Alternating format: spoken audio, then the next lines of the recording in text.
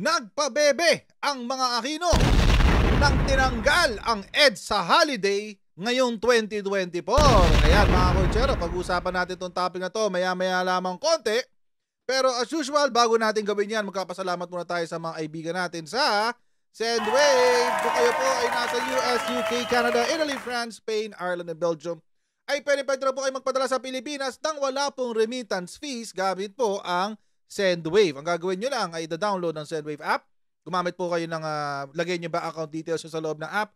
At pwede na kayo magpadala sa Pilipinas sa pamamagitan ng GCash, sa mga bangko, at iba't ibang mga pawn shops din. At kapag ginamit nyo po ang promo code na Coach Jared sa inyong unang padala, ay magkakakuha pa kayo ng karagdagang $20 na free credit. Kaya gamitin na po si Sendwave for all of your remittance needs. Okay.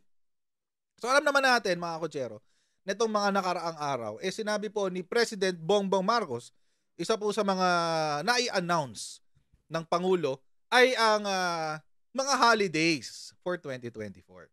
Maaga pong ginagawa talaga yan para itong mga kumpanya natin sa Pilipinas ay makapag-adjust agad ng mga kalendaryo nila, no? Mai-plot agad sa kanilang HR systems ang mga kung kailan lalagyan ng double pay, kailan bibigyan ng 30% pay, etc., etc. It's for a lot of reasons. Also, syempre, nandyan din yung pagpipredict ng mga iba't iba pang mga, alam nyo na, mga schedule na aktivista.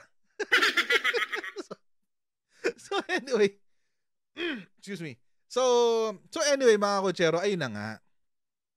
Etong si nung nalaman at nakita na walang Ninoy Aquino, walang EDSA Revolution celebration ang 2024, nag-amok ang mga dilawang pig CPP.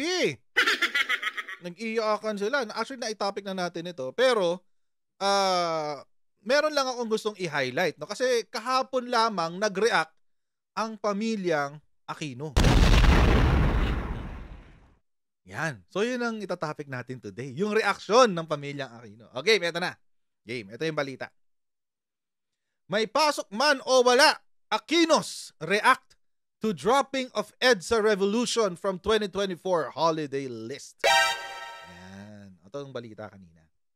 The Aquino family urged the public to continue the spirit of the EDSA People Power Revolution even if it will no longer be a holiday in 2024. So ang gusto ng pamilyang Aquino, ipagpatuloy daw ang espiritu ng people power kahit hindi raw siya holiday.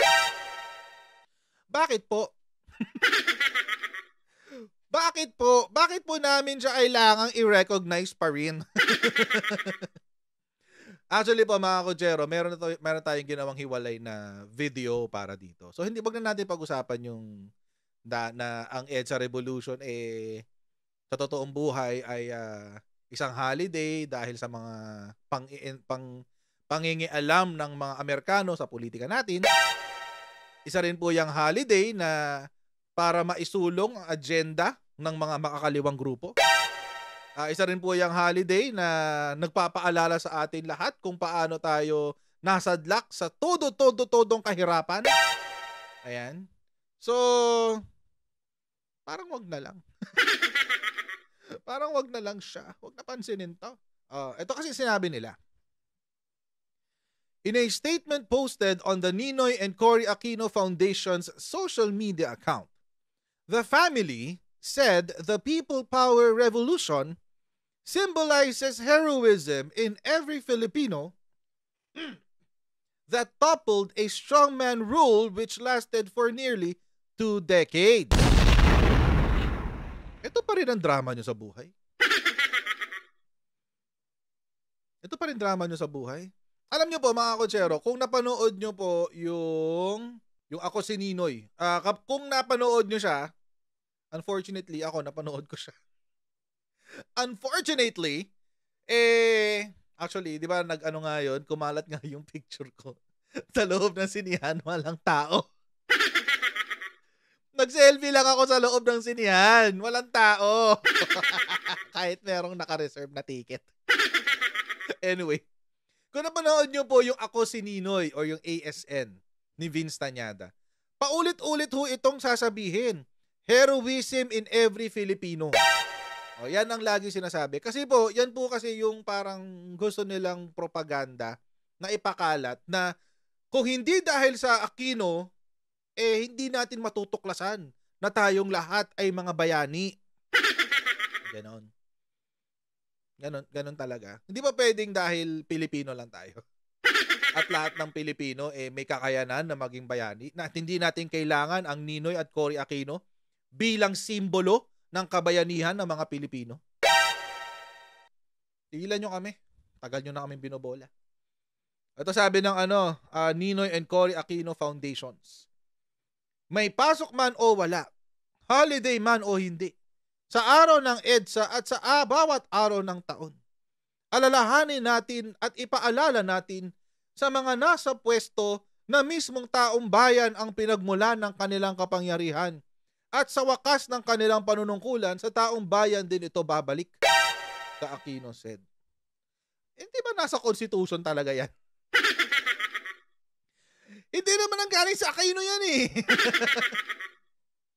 Kailangan, pwede mo lang balikan yung mga nakaraan na bayani. Sila Rizal, sila Bonifacio, sila. Ayun, mas ano sila, mas tamang ehemplo. Sila yung mga tamang ehemplo ng kabayanihan sa Pilipinas. Pero sabihin mo Ninoy at Cory Aquino, never. Never again. Never again yan. The EDSA People Power Revolution on February 25, 1986 led to the ouster of then President Ferdinand Marcos Sr., the father of the current chief executive. Alam niyo mga kutsero, kung talagang epektibo yung kanilang drama na yan, na ang EDSA para lang tanggalin ang isang Marcos sa kapangyarihan, bakit may Marcos ulit na nakaupo? Diba? Ibig sabihin, hindi epektibo yung drama nyo. Hindi kumagat yung drama nyo sa buhay. Kasi meron uling Marcos na nakaupo. Meron pa rin Marcos na nandyan sa Malacanang. Nakabalik pa nga. With majority votes, 31 million. So yung drama nyo sa EDSA, wala na yan. Lipas na yan. Kinakain na ng amag. Inamag na yan. Oh. So wala na yan. Wala nang kwenta yan. Yung EDSA People Power na yan. In a statement Friday, October 13, the Office of the President explained that the anniversary of the EDSA People Power Revolution was not declared a holiday for 2024 because it falls on a Sunday. There is a minimal socio-economic impact in declaring such a day as a special non-working holiday since it coincides with the rest of the workers, rest day of the workers and laborers. Actually, mga kutsero, kung ako ang tatanungin, huwag na kayo magpaliwanag, PCO. Huwag na. Hindi nyo kailangan magpaliwanag sa mga dilaw. Hindi nyo kailangan magpaliwanag sa mga kakamping. Hindi nyo kailangan magpaliwanag sa mga idol ang CPP. Don't give them the dignity, or don't give this action the indignity of explaining it to people who are contrary to your office in the first place.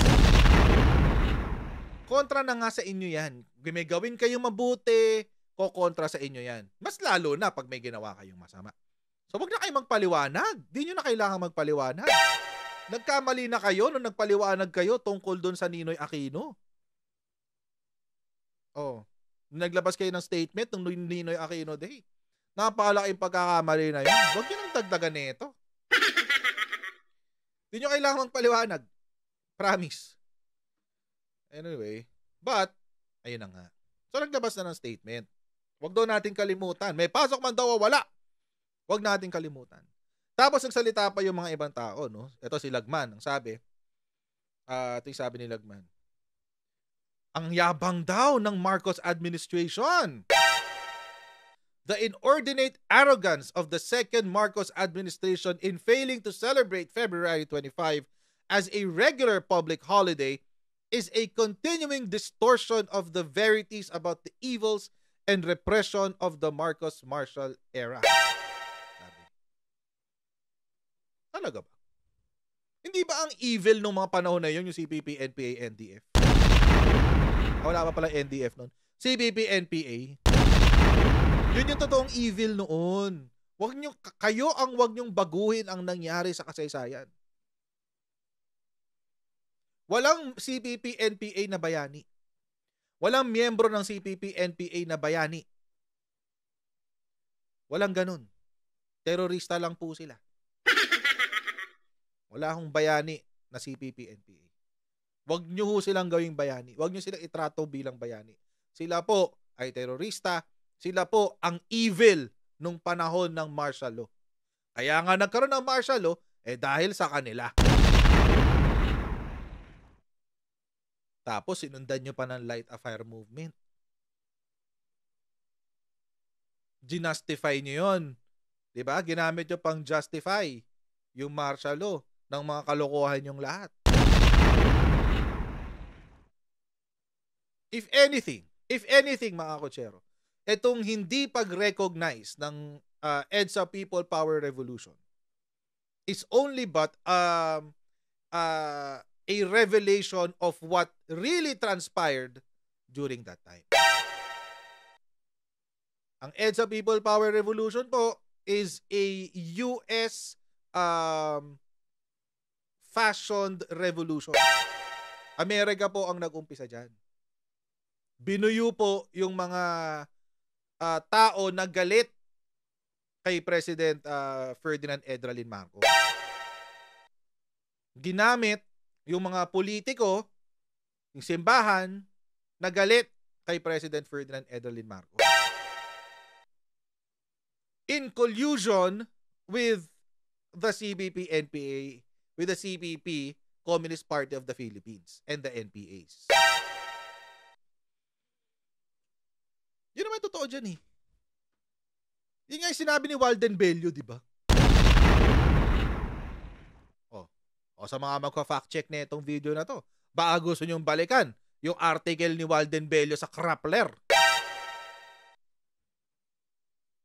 Bakit daw nag-celebrate ng EDSA? Kanunang EDSA, ang holiday daw ng EDSA is a holiday that came from the Americans. Wala raw talagang totoong EDSA revolution. Tapos ito naman siyempre si Risa Ontiveros, hindi pwedeng hindi mawalan niya ng drama niya. Itong sabi niya. Ito sabi ni Risa Ontiveros. Pinuna ni Hontiveros ang pag-aalis ng naturang selebrasyon mula sa mga holiday na tinawag niyang historical distortion na ginagawa para malinis ang alaala ng publiko sa isang diktador. Ani ni Pangulong Marcos ay forever bury into oblivion the courageous battle. Si Pangulong Marcos ay forever bury into oblivion the courageous battle of Filipinos to restore democracy, their struggle against human rights violations and corruptions which are among the worst serious crimes under the martial law dictatorship, sabi ni Ontiveros. Hindi po natin dapat isuko ang ating alaala, ang ating kasaysayan. The anniversary of People Power Revolution should not be removed from among the significant days of Filipinos. It's not significant kasi. Sa inyo lang significant yan. Wala kaming pakialam dyan. Majority ho ng Pilipino, wala nang pakialam dyan. 32 million Filipinos will attest to that.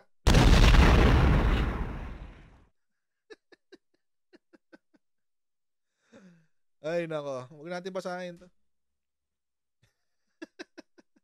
May pagtatanggol talaga eh. Si Risa Ontiveros. Siyempre, dyan nakasalali ang buhay nila sa propaganda na yan. Kailangan talaga ipagpatuloy nila yan. Pero mga kotsero, ano ba talaga ang naidulot ng EDSA People Power sa atin? Ano naidulot? Wala. Nga. In fact, the two presidents who were Aquinos failed miserably to restore the Philippines to their perceived progress. Nag-fail ang dalawang Aquino. Dalawang Aquino nakaupo Cory Aquino, Noynoy Aquino. Unahin natin si Cory. A problematic legacy. Cory Aquino. O yan ang sinulat ng Christian Science Monitor. Ano pong sinabi? 6 years ago, Corazon Aquino emerged, 1992 po ito, no? So ito po yung naisulat nung patapos na yung termino ni Cory. Corazon Aquino emerged from obscurity to become one of the most popular leaders in the history of the Philippines. Her tenure, however, ended June 30 in disappointment and frustration when her elected successor, Fidel Ramos, was sworn in. For many Filipinos, Mrs. Aquino's legacy at best is mixed. Wala. Frustrated daw sila. President Aquino's administration draws praise for good intentions, yet scorn for a feeble and indecisive style of government. Mahina at walang kwentang gobyerno daw ang Aquino administration. May magandang intention, but you know what, everyone, mga kotsero, intentions are not good enough. Intentions are not good enough. Despite overwhelming popular support, at times, Aquino managed to pass only a few key pieces of legislation during her 6 years in office. Major policy initiatives were often blocked by elite members of Congress or impeded by political infighting within her own cabinet. Hindi niya kayang makontrol yung sarili niyang kongreso. Hindi niya kayang makontrol yung kanyang sariling gabinete. When Aquino was not wrangling with Congress, she was battling both figuratively and literally her own military. In the best of times, she managed only a tenuous peace with rebel soldiers and key members of the armed forces. Di ba? Ang daming ano nun? Almost every year merong tawag dito. Kudeta. Alala niyo yun? But peace came at a cost. Scarce resources were diverted to defense. O yung konting pera, napunta pa sa depensa. Yung mga sundalo, ang tataas na binigay na pasahod para mapakalma mo sila.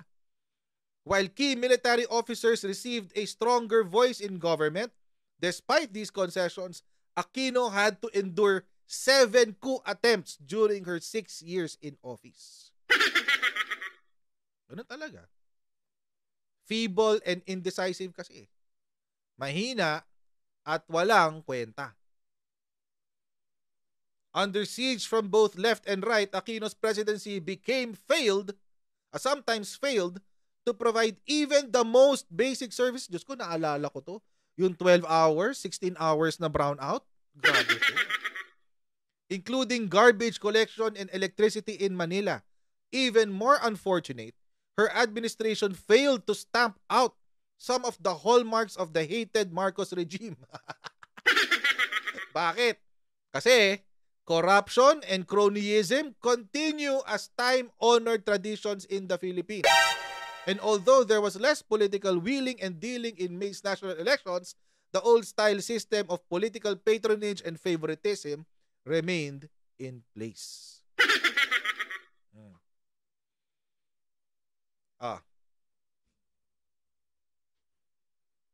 Poverty, meanwhile, remains widespread.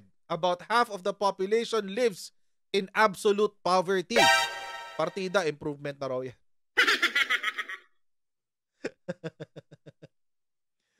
Ito pa. Diba, nangako, itong si Cory Aquino, sabi, land reform, walang nangyari, di ba? Kailan nangyari yung totoong land reform? Ito lang, itong July lang, nung pinasa ni President Bongbong Marcos yung Agricultural Emancipation Act. Yun lang. Doon lang yung nagkaroon ng totoong land reform. Panahon ni Cory, yan ang pinangako niya. Tapos, di ba, pinaglaban pa niya yung sa yung sa Hacienda Luisita. Hindi niya binitawan yun, guys. Kaya fake yung land reform during that time. Tapos ito pa. Ito yung pinakamasaklap sa lahat. An unprecedented wave of foreign investment swept over Southeast Asia in the second half of the 1980s. So 1985. Yet, the Philippines received only a fraction of the funds. Asia's largest investor, Japan, pumped roughly $15 billion into the region between 1987 and 1981. The Philippines, however, received only 5% of the total. Other investors from Taiwan, South Korea, and Hong Kong followed Japan's lead, investing billions in new plants. Saan sila nag-invest? Thailand, Malaysia, Singapore, and Indonesia. Bakit? Yung napakawalang kwentang constitution natin, yung 1987 constitution, merong provision kasi doon, 60-40. 60% pag-aari ng Pilipino, 40% pag-aari ng foreigners. Alam nyo kung saan galing yon? Kanina ko lang natuklasan. Sa mga komunista. Ito, pakita ko sa inyo to. The Troubled Presidency of Cory Aquino. Lalampasan na natin yung iba. Pero puntahan natin yung tungkol dun sa nung sinulat yung 1987 Constitution. Ito yung Constitutional Commission na sumulat ng 1987 Constitution. Ayan. Another source of the trouble for Aquino government is the Constitutional Commission, a 48 body appointed member body appointed by Aquino in May to draft a new constitution, ito na yung 1987 constitution, that will pave the way for local legislative elections probably the following year. So 1986 to, 1987 elections. Okay, ito ngayon. The commission, beset by bickering, puro away-away, and long-winded debates between a minority leftist bloc and a more conservative majority, has missed an informal September 2 deadline set by Aquino for completing its work. In the process, it has delved into areas that some critics feel would be better left to legislature, such as setting the ratio of foreign equity in business enterprises, a subject of intense debate that led to a walkout by the leftist bloc amid condemnation of what it called the tyranny of the majority. So mga kakutsero, ang may kasalanan pala nung lintik na 60-40 provision na yan ng 1987 Constitution ay ang minority leftist bloc. Leftist meaning mga komunista. Kaya nung nagawa yung 1987 Constitution at nandiyan na sa dapat kasi ang gusto nilang gawin ng majority hayaan na ang Kongreso na mag-set kung paano ilalagay yung 60-40 ratio. Yan na yung ratio of foreign equity in business enterprises. Ang gusto sana ng majority na gumagawa ng constitution, hayaan na natin ang Congress ang mag-determine yan. Wag na tayo. Kasi constitution ito, saligang batas. Ito magiging basehan ng lahat ng batas sa buong Pilipinas. Napumilit yung mga leftist. Anong sabi ng leftist? Hindi yan pwede. Pangit yan. Talo ang Pilipino dyan. Talo talaga ang Pilipino nung nilagay natin siya. Bakit? Kasi mga kutsero, sino ang nakinabang? Si Thailand, si Malaysia, Singapore, and Indonesia na alam nating lahat, mga kutsero, ay pwede ang 100% foreign direct investment. See? Palpak talaga si Cory. Pumalpak talaga. Ano pa? Itong pangalawang Aquino naman ang pagtuunan natin ng pansin. Pinoy's failures, June 18, 2016. President Benigno Simeon Aquino failed in so many respects. Saan pumalya? Failure to achieve rice self-sufficiency together with low 1% agricultural growth. Palpak sa agriculture. Failure to eradicate drug problems, 3 million drug users. Noong panahon na yan. Failure to solve the Abu Sayyaf group and the New People's Army insurgency. Lack of classrooms, especially when what is needed for grade 11 enrollees. 25% poverty rate. Low foreign investment, the lowest in ASEAN. Smuggling of oil, rice, luxury cars, steel products, sugar, frozen meat, onions, and garlic. Failure to solve the drug manufacturing activities at NBP. Failure to solve the traffic problem in Metro Manila. Failure to relocate Metro Manila informal settlers. Failure to solve the housing shortage and build 4 million homes. Failure to pass the basic Bangsamoro Law. Failure to pass Freedom of Information Bill. O, diba? Ang dami ng failures. Failure to eradicate corruption in the bureaucracy, especially BOC, BIR, LTO, and BI. Ay, nako, sure na sure ako dito sa BI na yan. Anyway, failure to build the SLEX and NLEX connector. Failure to solve the Metro MRT LRT problems. Failure to solve the problem of LTO. And failure to resolve the conflict with China on the West Philippine Sea. So, ibabalik ko po yung tanong. Dito. Ano po ang gusto nating alalahanin tungkol sa mga Aquino? Ano po ang gusto nating alalahanin tungkol sa mga Aquino? Matapos ng napakaraming kapalpakan nila, ano ang gusto nating alalahanin tungkol sa kanila? Mas maganda pa, mag-move on na lang tayo. Ayusin natin yung konstitusyon. Una, kahit patsi-patsi lang, unahin natin dun sa FDIs, Foreign Direct Investments. Ayusin na natin yan para hindi tayo makamiss ng mga investments galing sa ibang bansa, para tumakas-lakas naman ang ating ekonomiya, para magkaroon ng maraming trabaho ang ating mga kapwa Pilipino. Kasi kasuhin na natin yan, unahin na sa Kongreso. Sana makarating to kay PBBM. Kasi alam nyo mga kutsero, kung hindi ito aayusin ni PBBM ngayon, magiging problema talaga ito ng kanyang administrasyon. Bakit? Kasi mga kutsero, yung kanyang administration is found on foreign investments. Ang strategy po ni President Bongbong Marcos para mapagaan ang buhay ng bawat Pilipino ay sa pamamagitan ng foreign direct investments. Sino pong foreign direct investor ang gugusto na 60% ng kanyang negosyo ay hindi niya pag-aarian? It's common sense, mga kutsero. Wala akong may gugusto nun. So kung makakarating man tong video natin na to kay President Bongbong Marcos, sana po, Mr. President, that's one of the things that you consider. I'm sure na pag-iisipan nyo na yan, and I'm sure nabanggit na sa inyo yan ni Martin Romualdez. Kasi si Martin Romualdez is really pushing for it. Pero sana mapag-isipan nyo na rin, Mr. President. Kahit yung provision lang na yun, yung sa FDI, Foreign Direct Investments, Article 12 yun eh. Article 12, Section 2 yata, if I'm not mistaken. Maliit lang yun na paragraph. Maliit lang na ano yun, na sentence or two sentences yata. Baka pwede nang burahin na natin yun. Tanggalin na natin yan dyan. And hayaan na ho natin ang Kongreso ang mag-set ng limit. Or mas maganda, hayaan na natin ang executive ang mag-set ng limit, ng ratio. Bakit? Para madaling ma-repeal. Para repealable. Kung presidential order siya or executive order siya, kahit sinong presidente, pwede niyang i-adjust ang ratio ng foreign direct investments. Mas maganda ho yun. Kesa nakaset sa batas. Mahirap kasi mag-repeal ng batas. Ang executive order pwede mong baguhin in the future. Depende sa kung ano yung kailangan ng ekonomiya ng bansa.